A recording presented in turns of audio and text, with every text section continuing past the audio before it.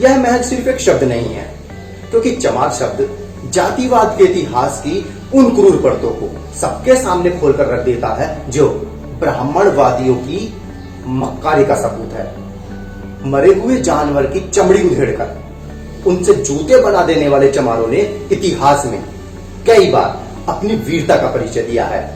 चमार वंशियों की इसी वीरता का नाम है चमार रेजिमेंट। जय भीम, मेरा नाम है तरुण कुमार और आप देख रहे हैं द शूद्रा। द शूद्रा की खास पेशकश द बहुजन शो में आज आप मेरे साथ देखिए चमार रेजिमेंट की सच्ची और असली कहानी। चमार रेजिमेंट सेना की एक ऐसी टुकड़ी थी जिसने इतिहास की सबसे ताकतवर मानी जाने वाली सेना को भी धूल चटा दी थी। लेकिन राजनीति और जातिवाद का खेल देखिए, आज वही सेना अपने अस्तित्व को ढूंढ रही है। आज जब आप टीवी पर कदमताल करते हुए भारतीय सेना के नौजवानों को देखते हैं तो आपका सीना अपने आप ही चौड़ा हो जाता है। होना भी चाहिए, क्योंकि हम सब भारतीय हैं। इसी सेना के बीच आपने मराठा, राजपूताना राइफल्स, राजपूत, जाट, सिख, डोगरा, नागा और गोरखा रेजिमेंट को भी देखा होगा। लेकिन क्या कभी चमार रेजिमेंट को देखा है? आपका जवाब होगा नहीं। लेकिन क्यों नहीं देखा? आज तक आपने चमार रेजिमेंट को राजपथ पर कदमताल करते हुए क्यों नहीं देखा?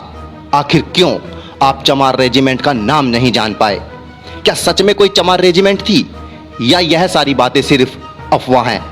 आइए आपको आपके सभी सवालों का जवाब देते हैं। सबसे पहले आपको बता दूं कि चमार रेजिमेंट की कहानी कोई कपोल कल्पना नहीं है। चमार रेजिमेंट की सेना एक बहादुर सेना थी। इसके सैनिक इतने फौलादी थे कि इसकी तेजी और शक्ति के सामने अंग्रेजी सेना के सैनिक भी कुछ नहीं थे। चमार रेजिमेंट को कब, क्यों और कैसे बनाया गया और बाद में इसे क्यों मिटा दिया गया, इसकी पूरी गाथा आज मैं आपको बताता हूं।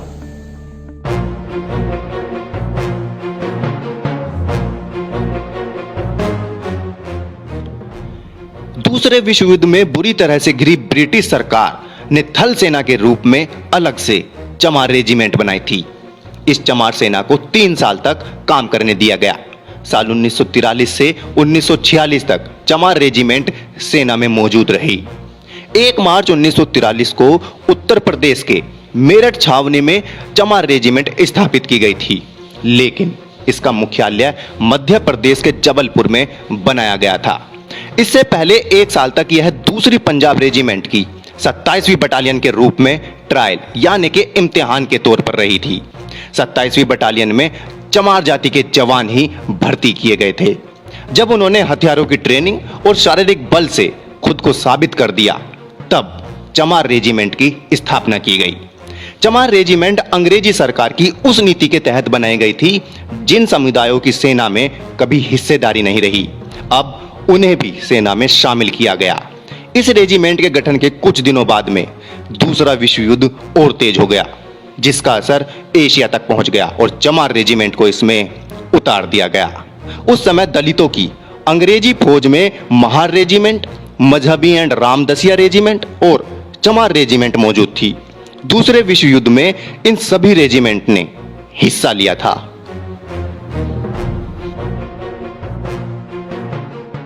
चमार रेजिमेंट की पहली बटालियन को सबसे पहले युद्ध लड़ने के लिए गुवाहाटी भेजा गया।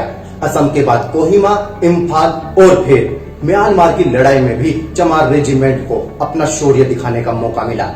लेकिन दूसरे विश्व युद्ध में चमार रेजिमेंट के 42 जवान शहीद हो गए। इन जवानों के नाम दिल्ली, इम्फाल, कोहिमा और आदि शहरों में युद्ध स्मारकों पर लिखवाए गए हैं। चमार रेजिमेंट के 7 जवानों को वीरता पुरस्कार से सम्मानित किया गया। इतना ही नहीं, चमार रेजिमेंट की पहली बटालियन को बैटल ऑनर ऑफ कोहिमा से भी नवाजा गया है। दूसरे विश्व युद्ध के बाद महार रेजिमेंट को तो बनाए रखा गया, जबकि मजहबी एंड रामदसिया रेजिमेंट का नाम बदलकर सिख लाइट इन्फेंट्री कर दिया गया। लेकिन इससे पहले अंग्रेजी सरकार ने चमार रेजिमेंट को दुनिया की सबसे ताकतवर फौज के सामने लड़ने के लिए भेज दिया। उस समय दुनिया की सबसे ताकतवर माने जाने वाली जापान की फौज को भी चमार रेजिमेंट ने धूल चटा दी थी। जंग के मैदान में चमर वंश के योद्धाओं ने दुश्मनों को ऐसे उधेड़ कर रख दिया जैसे उनके पुरखे मरे हुए जानवर की चमड़ी उधेड़ देते थे। दुश्मन उनके सामने थर्रा उठे। इस युद्ध में चमार रेजिमेंट की बहादुरी को देखते हुए सेना को भी सम्मान दिया गया। चमार सेना की वीरता को देखते हुए चमार रेजिमेंट को बैटल ऑनर ऑफ कोहिमा से नवाजा गया। इसके बाद अंग्रेजी सरकार चमार थल सेना से इतनी खुश और प्रभावित हुई कि उसे अब चमार रेजिमेंट पे इतना भरोसा हो चुका था कि अंग्रेजी सेना चमार रेजिमेंट की मदद से कोई भी लड़ाई बहुत आराम से जीत सकती है। इसी बात को ध्यान में रखकर अंग्रेजी सरकार ने चमार रेजिमेंट को एक नया कप्तान दिया। कैप्टन मोहनलाल कुरिल को सेना का नया कप्तान बनाया गया और सेना को आजाद हिंद फौज से लड़ने के लिए सिंगापुर भेजा। लेकिन चमार रेजिमेंट के जवानों ने देश की आजादी के लिए संघर्ष करने वाली आजाद हिंद फौज से लड़ने से इनकार कर दिया। अंग्रेजी सेना की नौकरी करने वाले चमार सैनिकों ने साफ साफ कह दिया कि वो अपने भाइयों पर गोली नहीं चला सकते क्योंकि उनके भाई अपनी मातृभूमि की आजादी के लिए लड़ रहे हैं। चमार रेजिमेंट में हरियाणा के चुन्नीलाल, जोगीराम और धर्म सिंह भी शामिल थे। सिंगापुर पहुंचकर कैप्टन कुरिल ने देखा कि अंग्रेजी सरकार चमार रेजिमेंट के हाथों उन्हीं के देशवासियों को मरवाने का इंतजाम कर रही है। जिसके बाद कैप्टन कुरिल ने अपनी चमार रेजिमेंट को सुभाष चंद्र बोस की आईएनए यानी कि आजाद हिंद फौज में शामिल करने का निर्णय लिया। कैप्टन कुरिल के इस निर्णय से बौखलाई और घबराई हुई अंग्रेजी सरकार ने 1946 में ही चमार रेजिमेंट पर प्रतिबंध लगा दिया। वीर चमार रेजिमेंट ने अपने ही देशवासियों के मरवाने के आदेश के चलते अंग्रेजों के साथ बगावत की और सुभाष चंद्र बोस के साथ आईएनए में शामिल हो गई। इस रेजिमेंट ने अंग्रेजों के खिलाफ युद्ध कर उनके होश उड़ा दिए और देश में एक विद्रोह की लहर उठी। अंग्रेजों से युद्ध के दौरान चमार रेजिमेंट के सैकड़ों सैनिकों ने अपने प्राणों की आहुति दे दी। कुछ म्यांमार और थाईलैंड के जंगलों में भटक गए और जो पकड़े गए उन्हें मौत के घाट उतार दिया गया। कैप्टन मोहनलाल कुरिल को भी युद्धबंदी बना लिया गया। देश में अंग्रेजों के खिलाफ जबरदस्त आंदोलन हुए और हर मोर्चे पर नाकाम रहने वाली ब्रिटिश सरकार ने नेताजी सुभाष चंद्र बोस को वार क्रिमिनल घोषित करने के साथ ही चमार रेजिमेंट पर प्रतिबंध लगा दिया। कैप्टन कुरिल कई साल तक जेल में रहे और आखिरकार देश की आजादी के साथ उन्हें भी रिहाई मिली। कैप्टन कुरिल बाद में 1952 में उन्नाव की सफीपुर विधानसभा से विधायक भी रहे। लेकिन आजादी के बाद भी आज तक चमार रेजिमेंट बहाल नहीं हो पाई है। हालांकि चमार रेजिमेंट को दोबारा से बहाल करने के लिए मांगे उठती रही हैं। सियासी गलियारों में भी चमार रेजिमेंट को सेना में शामिल करने की बातें होती रही हैं। इस मामले पर राष्ट्रीय अनुसूचित जाति आयोग ने भी संज्ञान लिया। आयोग के सदस्य ईश्वर सिंह ने सरकार को नोटिस भेजकर इस बात का जवाब मांगा है कि आज तक चमार रेजिमेंट को क्यों नहीं बहाल किया गया, आखिर क्यों चमार रेजिमेंट पर पाबंदी लगाई हुई है। ईश्वर सिंह का कहना है कि दलित किसी भी विषम परिस्थिति में रह लेता है, उतनी कठिनाई में शायद ही कोई और जीवन जी सके जितनी कठिनाइयों में ये लोग रहते हैं। फिर भी इनकी रेजिमेंट सेना में बहाल क्यों नहीं की जा रही है। आजादी के बाद से ही चमार रेजिमेंट बहाल किए जाने की आवाज कई बार उठाई गई, लेकिन हर बार यह आवाज दब कर रह गई। दलित इस रेजिमेंट को बहाल करने के लिए कई राज्यों में प्रदर्शन कर चुके हैं। बीजेपी अनुसूचित मोर्चा से जुड़े दलित नेता शांत प्रकाश जाटव ने अक्टूबर 2015 में केंद्र सरकार से इस रेजिमेंट की बहाली की मांग की थी। नवंबर 2015 में मनोहर पर्रिकर ने पत्र लिखकर कहा था कि मामले की जांच करवा रहा हूं। उन्होंने प्रधानमंत्री और गृह मंत्री को पत्र लिखकर मांग की है कि पाठ्य पुस्तकों में चमारों की गौरव गाथा को शामिल किया जाए।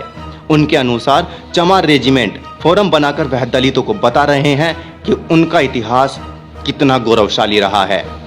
जाटव के मुताबिक 30 दिसंबर 1943 को नेताजी सुभाष चंद्र बोस ने अंडमान निकोबार को अंग्रेजों से आजाद कराया था। इसमें चमार रेजिमेंट का भी अहम योगदान था। इसमें सैनिकों को बागी घोषित कर अंग्रेजों ने 1943 में जेलों में बंद कर यातनाएं दी। इतना ही नहीं, हाल ही में मृत्यु को प्राप्त हुए आरजेडी के नेता रघुवंश प्रसाद ने भी चमार रेजिमेंट को फिर से सेना में शामिल करने की मांग उठाई थी। लेकिन यह मांगे कब पूरी होंगी, इस बात का जवाब किसी के पास नहीं है। चमार रेजिमेंट को अंग्रेजी सरकार ने बंद तो कर दिया, लेकिन चमार रेजिमेंट की वीर गाथा को वो न तो मिटा पाए और न ही किसी से छिपा पाए।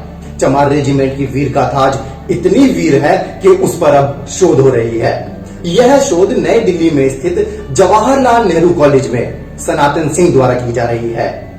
चमार रेजिमेंट पर वीरों की वीर गाथा पर पुस्तकें भी लिखी गई हैं। हवलदार सुल्तान सिंह ने चमार रेजिमेंट और अनुसूचित जातियों की सेना में भागीदारी शीर्षक से किताब लिखी। दूसरी किताब सतनाम सिंह ने चमार रेजिमेंट और उनके बहादुर सैनिकों के विद्रोह की कहानी उन्हीं की जुबानी नाम से लिखी गई है।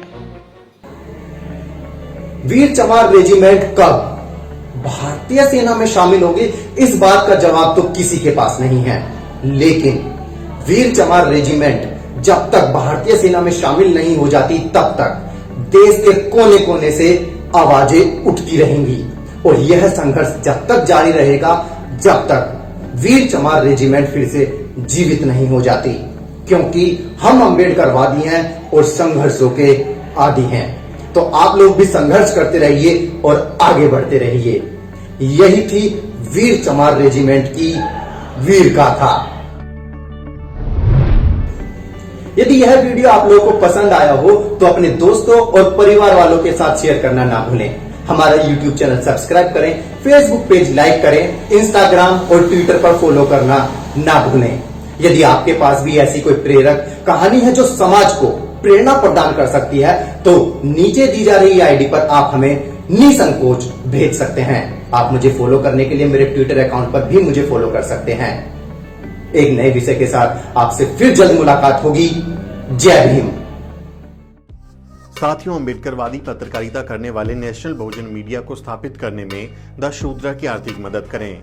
आप सीधे हमारे अकाउंट नंबर में मदद भेज सकते हैं। बेनिफिशियरी नेम है द शूद्रा, अकाउंट नंबर है 22333394689357।